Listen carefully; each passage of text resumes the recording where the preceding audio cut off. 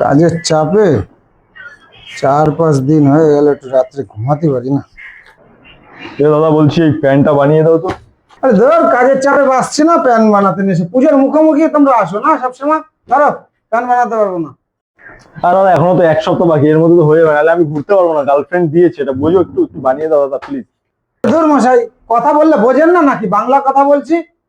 আর 7 দিন বাকি, 7 দিন আমার এখনো 70টা বানাতে, আমি কোথা থেকে বানাবো?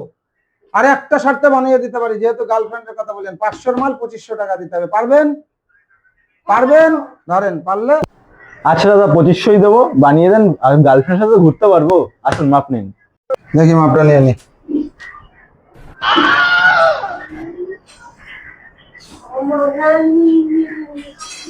দেখি হাত উপরে উঠান। আপনার 2500 লাগবে না, এই 500 টাকা আপনি রাখেন, আমি এমনি বানাই দেবো। আপনি 2 দিন পরে এসে নিয়ে যাবেন। দাদা দাদা যান দাদা।